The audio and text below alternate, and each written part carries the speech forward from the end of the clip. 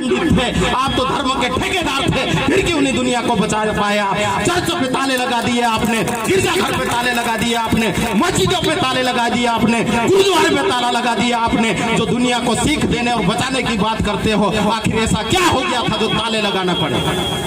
यदि जान बचाई तो डॉक्टरों ने बचाई, जो असली भगवान है दुनिया के यहाँ पर। उन लोगों ने चाहे एक छोटी सी दुकान लगाई हो, छोटा सा सेवा केंद्र लगाया हो, छोटी मोटी गलती उन लोगों से हो सकती है, लेकिन यदि दुनिया में जान बचाने का यदि काम किया है तो डॉक्टरों ने किया है। किसी भी प्रकांड पंडित भगवान ने जान बचाने का काम नहीं किया है। ये हम लोगों को सच्चाई को जान और समझ लेने की जरूरत है। और दूसरी जो विशेषता है जिसको आपने विकास कहा, आप लोग देख रहे होंगे कि हम लोग जो चीज कर रहे हैं बहुत ही सोच समझ के कर रहे हैं। हम नादानी से कोई भी चीज करना नहीं चाहते हैं। आप लोग देख रहे होंगे ये जो फ्लेक्स लगा है उसमें दो पार्ट है। एक तरफ हमने विकास को दिखाने का प्रयास किया है, जिसमें फैक्ट्रियां है, जिसमें मिसाइल है, जिसमें बड़े बड़े बांध है और जिसमें धुआं उड़ रहा है, उसको आप देखिए। और ये सच्चा चित्र है जो हमारी नजर में आता है, जो हमारी बौद्धिक इमेज में आता है, वो किधर ले जा रहा है हमको। और दूसरी तरफ एक ग्राम इलाके का पूरा पिक्चर चित्रण है, जहां पर झाड़ है, जहां पर हरियाली है, जहां पर मकान है, जहां पर वाद्य यंत्र है, जहां पर पर्यावरण का संतुलन पशु पक्षी को भी दिखाया गया, इंसान को भी दिखाया गया है। एक तरफ खतरे की घंटी है और दूसरे तरफ खुशहाली की जिंदगी है, जो आदिवासी समाज के आदिवासी अथवा जीवन शैली में मौजूद है। तो ये जो संदेश देने के लिए हम लोग निकले हैं, न सिर्फ आदिवासियों की बात है बल्कि मानवता और इंसानियत की बात है। इसलिए ये जात पात धर्म के नाम पे जो लोग दलाली करते हैं, जो लोग लड़वाते हैं, उन लोगों को सतर्क हो जाने की जरूरत है। नहीं तो ये देश का युवा निकल पड़ा है, अब रुकने वाला नहीं है। जो समझदार है वो जुड़ जाएगा। दुनिया में जब भी इतिहास उठा के देखोगे, कुछ समय के लिए सच्चाई और सत्य परेशान हो सकता है, लेकिन हमेशा के लिए सच्चाई और सत्य पराजित नहीं हो सकता है। और ये सच्ची लड़ाई के लिए आदिवासी निकल पड़े हैं, न सिर्फ आदिवासियों के लिए बल्कि दुनिया हित में निकल पड़े हैं, रुकने वाले नहीं है। हमें पैसों की चिंता नहीं है, हमें मान सम्मान इज्जत की पद की चिंता नहीं है। हमें चिंता है इस दुनिया की, और इस दुनिया में रहने वाले मानव जात की चिंता है, और इस दुनिया में रहने वाले जीव जंतु प्राणी मात्र की चिंता है, और हमें चिंता है पर्यावरण और वातावरण की। तो जो लोग आदिवासियों के संगठन के नाम से डरते हैं, उनको डरने की कतई भी जरूरत नहीं है, क्योंकि हमारी विचारधारा समुदाय हित की है, सर्वहित की है। मैंने थोड़ी सी हल्की सी झलकी दी कि हम जब पूजा करते हैं तो पानी हाथ में लेते हैं, ज्वार का दाना हाथ में लेते हैं, और धरती माँ की पूजा करते, हवा की पूजा करते, चांद की पूजा करते, सूरज की पूजा करते हैं, और आस पास के पर्यावरण वातावरण जीव जंतु और हमारे पूर्वजों की पूजा करते, जो अच्छे इंसान हुए हैं, जिनने हमको जन्म दिया है, जिसकी पूजा करते हैं। इसका मतलब क्या होता है कि वो चीज बचना चाहिए, और ये चीज बचेगी अर्थात जमीन बचेगा, जंगल बचेगा, पानी बचेगा, हवा बचेगी, सूरज बचेगा, पर्यावरण वातावरण बचेगा, पारिस्थितिक तंत्र बचेगा। तो क्या सिर्फ आदिवासी बचने वाला है? ये पूरी दुनिया बचने वाली है। इसलिए हम भेद की बात नहीं करते। तो साथियों, ये जो बातें हैं आप लोगों को छोटी लगती है, लेकिन ये बहुत बड़ी बात है। जब 2015 में पृथ्वी परिषद हुआ, फिनलैंड के वैज्ञानिक ने कहा, सब देश के वैज्ञानिकों ने पहले बारी बारी से अपनी बात रखी, ये धरती का तापमान बढ़ रहा है तो कैसे कंट्रोल किया जाएगा। लोगों ने अपने अपने ओपिनियन दिए, कहा कि आप लोग फैक्ट्रियां बंद कीजिए, आप लोग जंगल खड़े कीजिए, आप लोग फला फला फला फला कीजिए, नाना प्रकार के सजेशन आए। जब फिनलैंड के वैज्ञानिक मार्क उलवला की बात आई तो उन्होंने सिंपल से 2 लाइन में बात कह दी कि दुनिया के तापमान को यदि कंट्रोल कर लेना है तो आदिवासी जो जीवन शैली, जो भारत देश के आदिवासियों की जीवन शैली, उसको अपना लीजिए। ये दुनिया का जो तापमान है ऑटोमेटिक कंट्रोल हो जाएगा। अर्थात ये जो बातें हम आदिवासी समुदाय समुदाय में जन्म लिए इसलिए नहीं बोल रहे हैं। ये बातें दुनिया के बड़े बड़े वैज्ञानिक और बौद्धिक लोग बोल रहे हैं। और सही चिंतन, सही अध्ययन और सही इतिहास लिखने की बात है तो आदिवासियों के बीच में चीजों को जाकर पढ़ने की जरूरत है।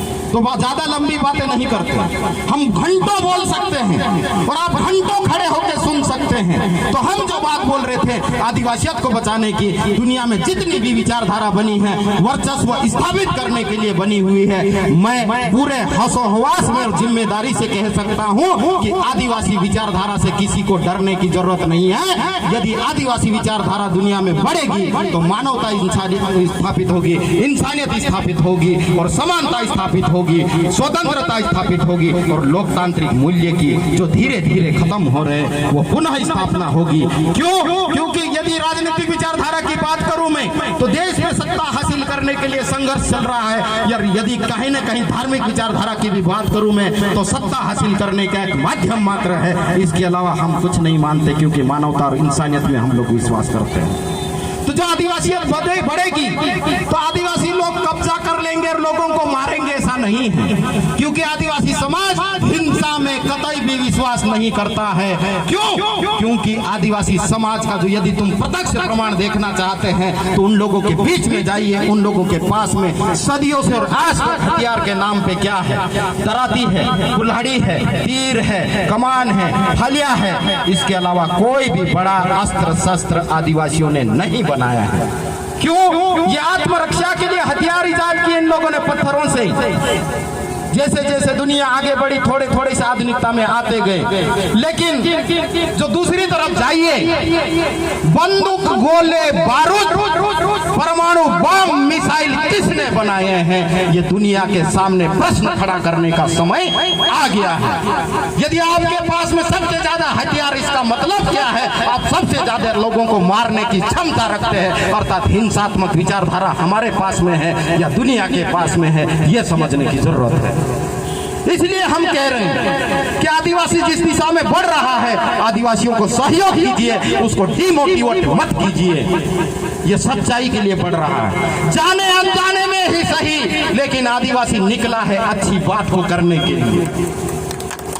तो ऐसी बातें जैसे हम बोल रहे थे, घंटों बोल सकते हैं और घंटों आप सुन सकते हैं। तो हमारी जो लड़ाई है संविधान को बचाने की, देश को बचाने की, देश के जो मूल्य है, जो एकता स्थापित करते हैं, जिसमें हम नारा लगाते हैं हिंदू, मुस्लिम, सिख, ईसाई आपस में हम भाई भाई, उसको बचाने की बात है। गरीबी अमीरी की भेद को मिटाने की बात है, काले गोरे को मिटाने की भेद को मिटाने की बात है, महिला पुरुष के जो भेद है उसको मिटाने की बात है, जात जात के जो भेद है उसको मिटाने की बात है, और धर्म धर्म के जो भेद है उसको मिटाने की बात है। इसलिए आप लोगों को डरने की कतई जरूरत नहीं है। मैं फिर से कहता हूं कि बलवाड़ी वासी जैसी शांति सौहार्दता की बात है उसे बढ़ाइए। नौजवान साथी कहीं ना कहीं जाने अनजाने में जो बलवाड़ी में जो समुदाय को लेकर थोड़ा सा संघर्ष खड़ा कर रहे हैं, उसको मिल बैठ कर समझ लेने की जरूरत है।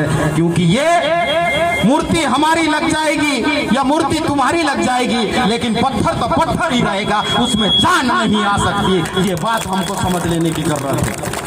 महापुरुष हमारा हो या महापुरुष तुम्हारा हो, महापुरुष इस देश का है, ये समझ लेने की जरूरत है। और ये जो लड़वाने का काम कर रहे हैं उन दलालों से को भी हमको सबक सिखाने की जरूरत है कि अब आप गलत दिशा में हमको शिक्षा मत दीजिए, नहीं तो बाप हो, भाई हो, बहन हो, जात पात धर्म का साथी हो, उनको ये युवा बख्शने वाला नहीं है। उनको गलत दिशा में शिक्षा दी जा रही है, इसलिए ये युवा काम कर रहे हैं। यदि सही दिशा में शिक्षा देने लगेंगे तो ये युवा सही दिशा में काम करने लगेंगे। हम लोग बिरसा चौक की मांग यहाँ पर काफी समय से कर रहे हैं, हमारे नौजवान साथी संघर्ष कर रहे हैं, लेकिन कुछ साथी कुछ चीजों को लेकर यहाँ पर संघर्ष खड़ा करने की बात कर रहे हैं। मैं उनको कहना चाहता हूँ कि मैंने जो 2 मिनट पहले जो बात बोली उसको ध्यान से समझिए। आप लोग आपस में बैठ जाइए, एक तरफ हमारे महापुरुष की मूर्ति और दूसरे चौराहे पे दूसरे समाज के महापुरुष की मूर्ति, उसमें हमको क्या दुख तकलीफ होना चाहिए?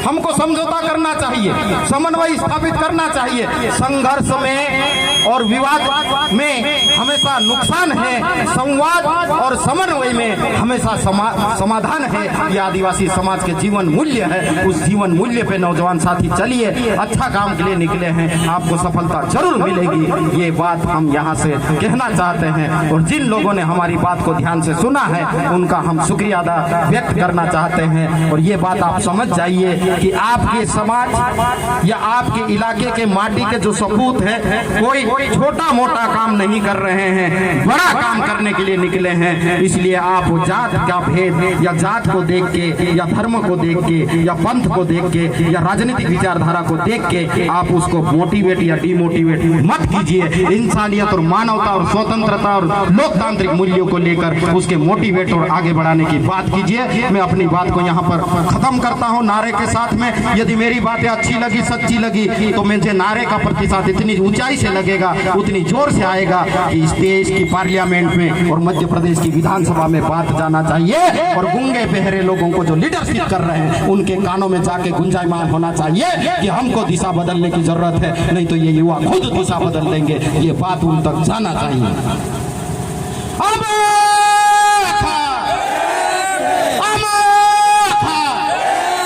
भारत देश के आदिवासी एक हो, भारत देश के आदिवासी एक हो, दुनिया के आदिवासी एक हो, दुनिया के आदिवासी एक हो, भारत देश के लोग एक हो, भारत देश के लोग एक हो, दुनिया के लोग एक हो, दुनिया के लोग एक हो।